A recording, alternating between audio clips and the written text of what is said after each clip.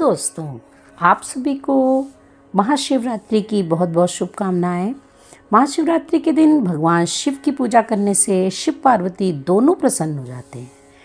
इस दिन महागौरी और शिव जी दोनों की पूजा पूरे भक्तिभाव से करनी चाहिए। अपने भक्तों को सुखी जीवन का आशीर्वाद देने भोले बाबा इस दिन जरूर आते हैं। इस दिन व्रत रखने, रात्रि जागरण करने और भगवान शिव की पूजा करने से वैवाहिक जीवन की समस्याएं भी दूर हो जाती हैं। शिवरात्रि और महाशिवरात्रि में क्या अंतर है? शिवरात्रि हर महीने के कृष्ण पक्ष की चतुर्दशी को मनाई जाती है और महाशिवरात्रि साल में एक बार फागुन महीने के कृष्ण पक्ष की चतुर्दशी को मनाई जाती है। शिवरात्रि को मासिक शिवरात्रि भी कहते हैं और महाशिवरात्रि को फागुन मासिक शिवरात्रि भी कहा जाता है। महाशिवरात्रि का महत्व शिवरात्रि से कई गुना ज़्यादा होता है।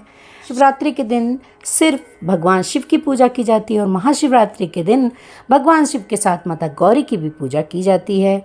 शिवरात्रि की पूजा का मतलब है अपने मन में भगवान शिव को बसाकर उनका अंश समझना।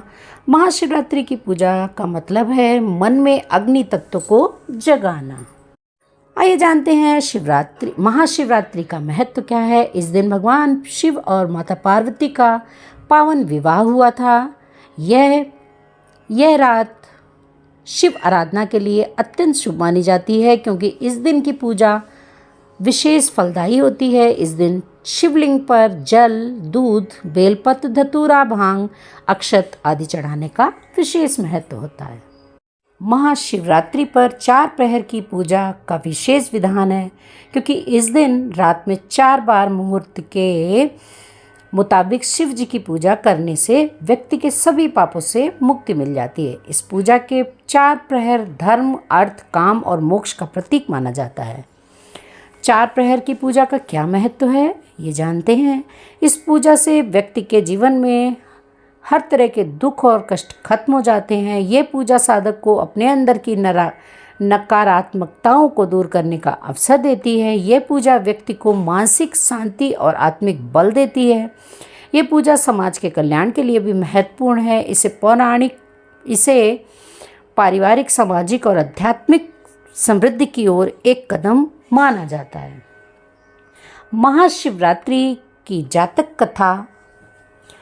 फागुन कृष्ण पक्ष के दिन महाशिवरात्रि का पर्व मनाया जाता है।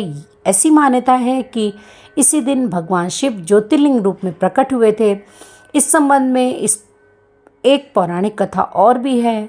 उसके अनुसार भगवान विष्णु की नाभि से कमल निकला और उस पर ब्रह्मा जी प्रकट हुए। ब्रह्मा जी सृष्टि के सर्जक हैं और विष्णु पालक। दोनों में ये विवाद हुआ कि हम दोनों में श्रेष्ठ कौन है। उनका यह विवाद जब बढ़ने लगा तो वहाँ एक अद्भुत ज्योतिर्लिंग प्रकट हुआ। उस ज्योतिर्लिंग को वे समझ नहीं सके और उन्होंने उसके छोर का पता लगाने का प्रयास किया परंतु सफल नहीं हो पाए। जब दोनों देवता निराश हो गए तब उस ज्योतिर्लिंग ने अपना परिचय देते हुए कहा कि मैं शिव हूँ, मैंने ही आप दोनों को उत्पन्न किया है। तब विष्णु तथा ब्रह्मा जी ने भगवान शिव को महादेव मान लिया और उसी दिन से शिवलिंग की पूजा होने लगी। शिवलिंग का आकार दीपक की लौ के तरह लंबा है, इसीलिए इसे ज्योतिर्लिंग कहा जाता है। तब विष्णु तथा ब्रह्मा ने भगवान शिव की महत्ता को स्वीकार किया और उसी दिन से शिवलिंग की पूजा की जाने लगी। शिवलिंग का आकार दीपक की लौ की तरह लंबाकार है, इसलिए इसे ज्योतिर्लिंग भी कहते हैं। एक मान्यता है कि फागुन मास के कृष्ण पक्ष की चतुर्दशी को ही शिव पार्वती का विवाह भी हुआ था, इसलिए महाशिवरात्रि का पर्व मनाया जाता है। प्रत्येक मास के कृष्ण पक्ष की चतुर्दशी शिवरात्रि कहलाती है, लेकिन फागुन मास की कृष्ण पक्ष की चतुर्दशी महाशिवरात्रि कही गई है। इस दिन शिवोपासना मुक्ति एवं भुक्ति दोनों देने वाली है क्योंकि इसी दिन अर्धरात्रि के समय भगवान शिव लिंग के रूप में प्रकट हुए थे। इसीलिए शिवरात्रि व्रत में अर्धरात्रि में रहने वाली चतुर्दशी ग्रहण करनी चाहिए। कुछ विद्वान प्रदोष व्यापिनी त्रयोदशी विद्या चतुर्दशी शिवरात्रि व्रत में ग्रहण करते हैं। नारद संहिता में कहा गया है कि जिस तिथि को अर्धरात्रि में फागुन कृष्ण चतुर्दशी हो, उस दिन शिवरात्रि करने से अश्वमेध यज्ञ का फल मिलता है। जिस दिन प्रदोष व अर्धरात्रि में चतुर्दशी हो, वह अति पुण्यदायी कही गई है। ईशान संहिता के अनुसार इस दिन ज्योतिर्लिंग का प्रादुर्भाव हुआ, जिससे शक्ति स्वरूपा पार्वती ने मानवीय सृष्टि का मार्ग प्रशस्त किया। फाल्गुन कृष्ण चतुर्दशी को ही महाशिवरात्रि मनाने के पीछे का कारण है कि एक दिन क्षीण चंद्रमा के माध्यम से पृथ्वी पर अलौकिक लयात्मक शक्तियाँ आती हैं, जो जीवनी शक्ति प्रदान करती हैं। यद्यपि चतुर्दशी का चंद्रमा क्षीण रहता है, लेकिन शिव स्वरूप महामृत्युंजय दिव्य पुंज महाकाल आसुरी शक्तियों का नाश कर देते हैं। मारक या अनिष्ट की आशंका में महामृत्युंजय शिव की आराधना ग्रह योगों के आधार पर बताई जाती हैं। 12 राशियां 12 ज्योतिर्लिंगों की आराधना या दर्शन मात्र से सकारात्मक फलदायिनी हो जाती हैं। यह काल बसंत ऋतु के वैभव के प्रकाशन का काल है। ऋतु परिवर्तन के साथ मन भी उल्लास व उमंगों से भरा रहता है। यही काल कामदेव के विकास का है और काम जनित भावनाओं पर अंकुश भगवत आराधना से ही संभव हो जाता है। भगवान शिव तो स्वयं काम निहंता हैं, अतः इस समय उनकी आराधना की ही सर्वश्रेष्ठ है। आइए जानते हैं शिवरात्रि की एक और कथा। एक बार पार्वती ने भगवान शंकर से पूछा, ऐसा कौन सा श्रेष्ठ तथा सरल व्रत पूजन है जिससे मृत्युलोक के प्राणी आपकी कृपा सहज ही प्राप्त कर लेते हैं।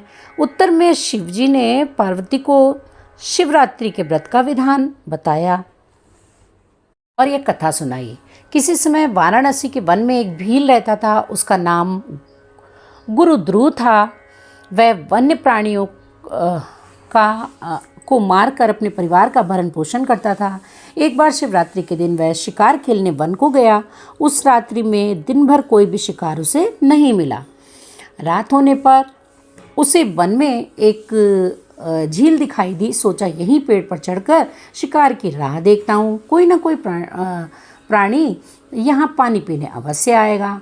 वह पानी का पात्र भरकर बिलपत्र पर चढ़ गया।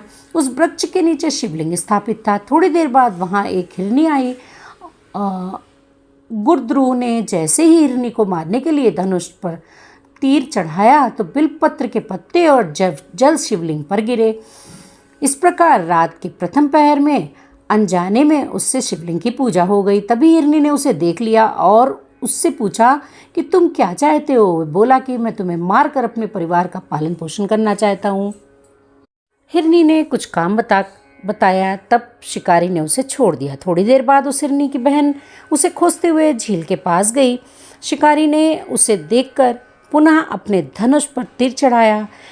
इस बार भी रात के दूसरे पहर में बिलपत्र के पत्ते व जल शिवलिंग पर गिरे। शिव की पूजा हो गई।